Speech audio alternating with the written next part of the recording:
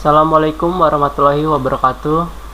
Sebelumnya izin memperkenalkan diri. Nama Ronaldo Rizky Dermawan, NPM 2053025001. Berasal dari Program Studi Pendidikan Teknologi Informasi. Baik, di video kali ini saya akan menyelesaikan tugas ujian tengah praktikum pemrograman dasar, yaitu membuat kalender atau menampilkan kalender pada suatu bulan tertentu. Oke, yang pertama itu ada flowchartnya. Di sini saya sudah membuat flowchartnya ya. Pertama itu ada mulai atau pada fungsi itu int main. Kemudian ada proses deklarasi variabel. Selanjutnya kita diminta untuk menginputkan bulan dan tahun. Kemudian ada percabangan ya. Ketika bulan kita inputkan antara rank 1 sampai 12, maka ketika case yang pertama itu akan menampilkan bulan Januari, kemudian yang kedua Februari, yang ketiga Maret, dan seterusnya sampai ke 12 yaitu Desember. Ketika user menginputkan bulan dengan kode yang melewati rank antara 1 sampai 12, misalkan saya inputkan 13, maka program akan menampilkan sebuah keterangan yaitu tidak ada atau input error. Kemudian program akan langsung ditutup atau diakhiri dengan return 0. Oke, langsung saja ke bagian source code-nya. Di sini saya menggunakan beberapa library yaitu IOStream, IOManip, stdlib, dan using namespace std. Tidak lupa fungsi dari using namespace std yaitu untuk mempersingkat dalam menampilkan output seperti cout. Selanjutnya ada prosedur. Selanjutnya ada inisialisasi variabel tahun kabisat. int nk sama dengan 0. Jadi di sini variabel nk itu mendefinisikan tahun kabisat. Pada defaultnya tahun kabisat bernilai 0 atau false. Selanjutnya ada prosedur untuk menentukan tahun kabisat. Oke, di sini jika tahun yang diinputkan oleh user itu di modulus 4 hasilnya 0, kemudian di modulus lagi 100 hasilnya 0, dan di modulus lagi dengan 400 hasilnya sama dengan 0, maka itu bisa disebut bukan tahun kabisat. Jika syarat di atas ini tidak terpenuhi, maka kita akan menampilkan tahun kabisat. Selanjutnya ada fungsi membuat jumlah hari. Di sini ada fungsi kode hari ya, yang di dalamnya ada variabel nt dan jhs. Variabel nt mendefinisikan tahun, kemudian jhs itu adalah jumlah hari dalam satu tahun. Kemudian ada variabel pembantu atau bantuan k dan s yang digunakan untuk menghitung berapa hari dalam satu tahun. Kemudian akan dikembalikan hasilnya sebagai s. Langsung saja di program utama. Di sini dideklarasikan variabel nb, njh, njhs, nh, nkh, dan ada n hari yang dibungkus ke dalam array dengan banyak datanya itu 7 sesuai dengan nama hari dari Senin sampai ke Minggu. Kemudian ada variabel snb bertipe data string dan variabel int nt bertipe data integer.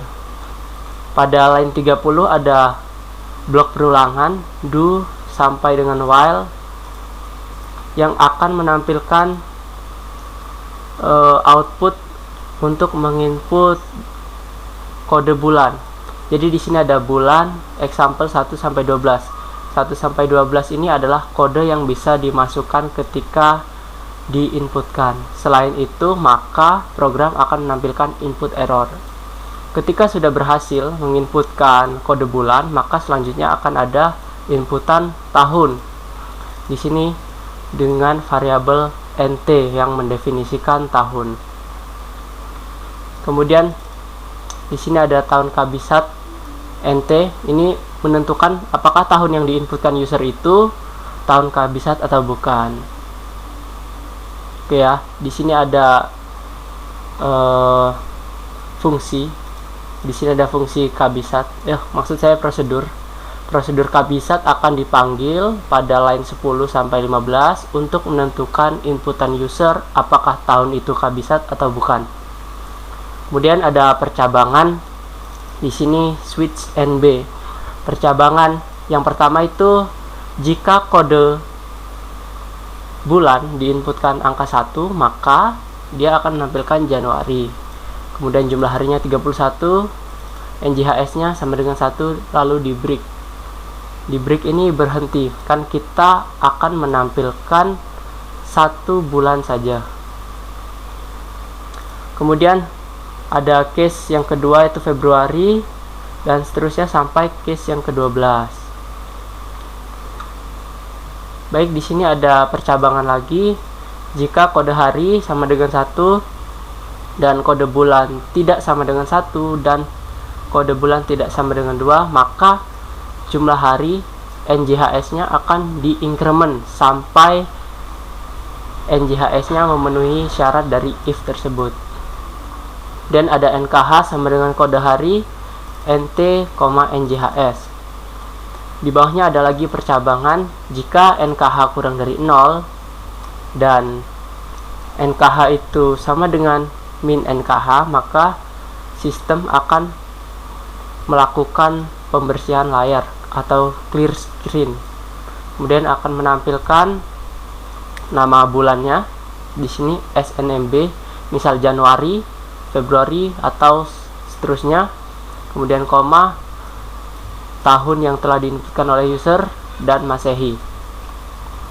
Kemudian akan ditampilkan berupa header nama-nama hari, mulai dari hari Jumat sampai dengan hari Kamis. Dan akan dilakukan perulangan sampai syarat yang ditentukan itu terpenuhi. Jika sudah, maka tanggal-tanggal yang sudah ditentukan oleh program akan ditampilkan pada bagian cout, set W3, kemudian I dan T. Oke, langsung saja kita lihat ke hasil compile-nya. Di sini saya akan melakukan compile terlebih dahulu. Pertama, buka command prompt, kemudian pastikan kita sudah berpindah ke directory di mana source code-nya disimpan. Di sini saya menyimpannya di E, kemudian di folder kuliah semester 2 pemrograman dasar coding. Di sini ya ada source code-nya calendar.cpp ya. Di sini pas saya akan mengompilnya gpp g++ calendar cpp min outputnya program calendar. Oke, enter. Oke, sudah selesai, tidak ada error. Kemudian di sini program kalender exe sudah berhasil dikompil. Kemudian saya akan merunningnya. Program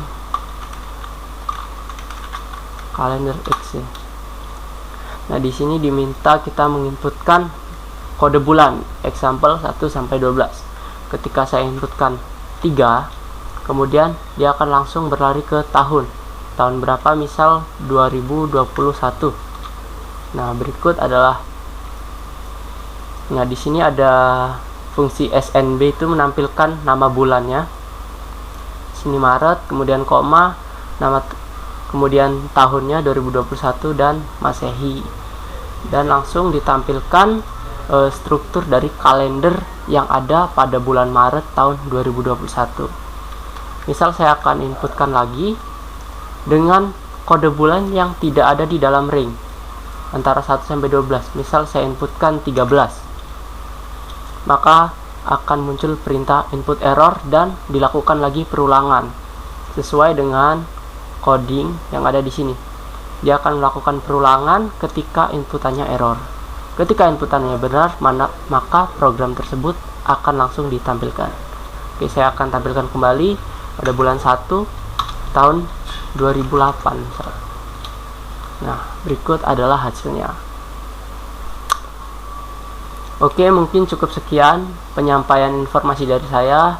Kurang lebihnya saya mohon maaf sebesar-besarnya. Terima kasih, saya akhiri. Wassalamualaikum warahmatullahi wabarakatuh.